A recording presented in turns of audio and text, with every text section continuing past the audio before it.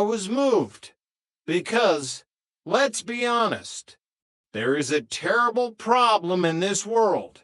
A problem that we often ignore because it's gross. Audrey leaned in, grinning. Wait for it. I'm talking about leprosy. Russell shouted. It's disgusting. People's limbs just falling off. We need to do something. No more leprosy. The room went deathly silent. Clarissa looked like she wanted to melt into the floor. Audrey whispered to Jen that charity is for literacy.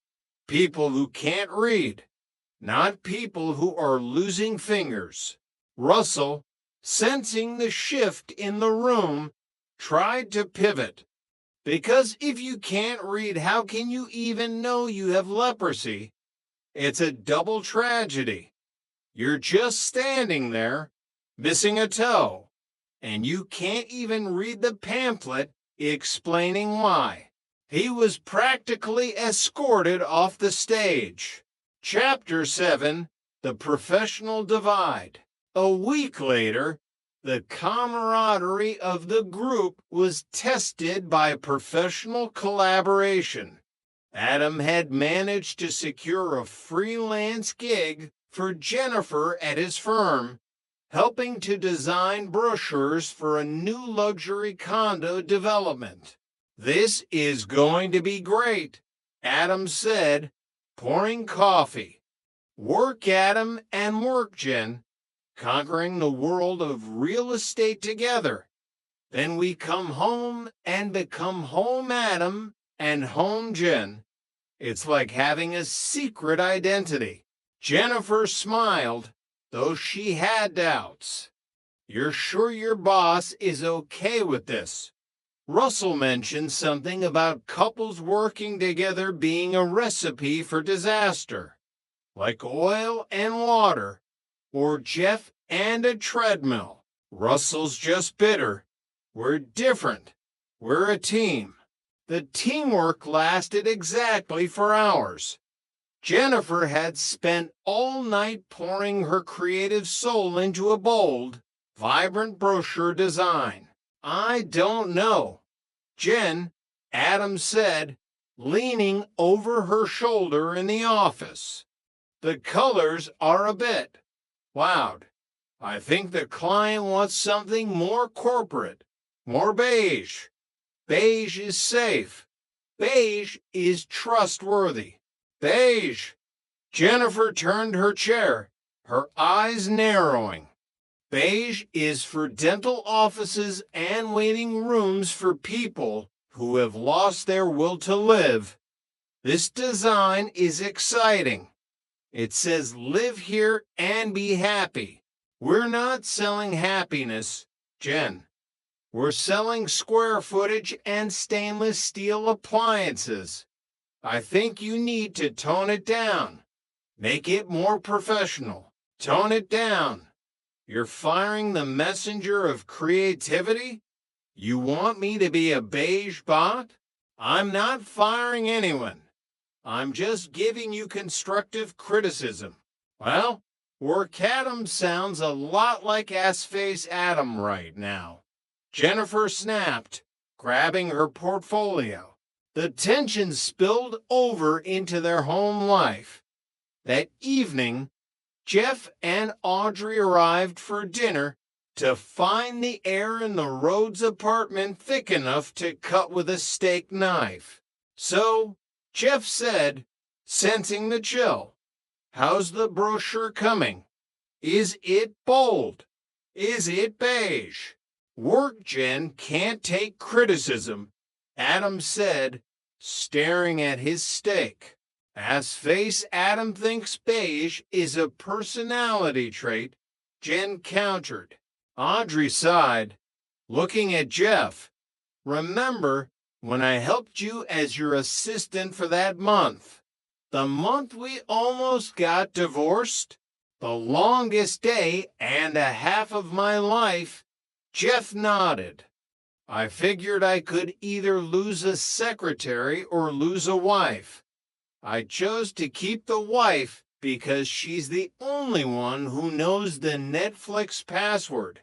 Sometimes you just have to cut your losses. Chapter 8. The Ex-Girlfriend on the Couch.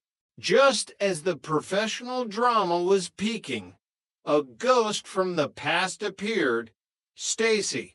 She was Adam's ex-girlfriend from Los Angeles, a beautiful blonde who seemed to have no concept of boundaries, a trait she shared with Adam. Stacy's in town for a job interview, Adam explained at the diner.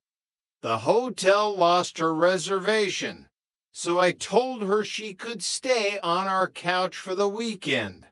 It's the neighborly thing to do. Jennifer's fork stopped halfway to her mouth. The couch, our couch, where we live, where I sometimes walk around in my pajamas. It's just for 2 nights. Honey, she's a friend. I'd be totally cool if you invited one of your exes to stay with us. We could all play charades. That's because you're a puppy in human form. Adam, you don't have a jealous bone in your body because you don't realize that people actually have motives. Motives that involve silk robes and remember when stories. The harmless Stacy spent the first night walking around in a silk robe that was arguably shorter than a postage stamp. She and Adam spent hours reminiscing about the good old days in L.A., while Jennifer sat on the sidelines, feeling like an extra in a movie about her own life. Determined to call Adam's bluff, Jennifer invited her own ex, Drake the lifestyle coach from the gala, to join them for drinks. "Hey, Drake," Adam said, greeting him at the door with a genuine smile. "Nice to see you again. Did you release the beast yet? Or is it still in the cage?" "Working on it, bro," Drake said, flashing his porcelain teeth. "Jen looks amazing. You're a lucky man. Your energy is very yellow." "I know," Adam said, genuinely happy. "She's the best. Want a beer? I have some organic stuff Faye brought." Jennifer groaned, slumping into the sofa. "It didn't work. He's not jealous. He's offering my ex-boyfriend a beer and talking about colors. I'm failing at being a femme fatale. Adam doesn't get jealous because he's a simpleton with a heart of gold," Jeff added, looking up from his phone. "He's basically a golden retriever. You can't make a dog jealous by bringing home another dog. He just wants to play with everyone." Chapter 9. The Scale of Despair. While Adam was navigating the ex-girlfriend minefield, Jeff was back in the clutches of his own obsession, the life insurance physical. He had discovered that the optimal male weight category required him to be 10 pounds lighter. "I weigh the same as I did in college. Audrey," Jeff yelled from the bathroom. "Jeff, you were a wrestler in college. You used to wear plastic bags and run in a sauna. That wasn't health. That was a cry for help." "Exactly. I have the discipline of a monk. I just need to cut 10 pounds by Monday. No food, only cardio. I'm going to run until I can see my soul through my skin." The weekend became a nightmare of calorie counting. Jeff spent most of Saturday locking himself in the bedroom to avoid the smell of Audrey's cooking. "I can smell the cheese. Audrey, the cheese is calling to me like a siren. It's singing my name. It's a grilled cheese. Jeff, eat it and be an average male. Be a normal human. I care. My legacy cares. I want to be optimal on paper.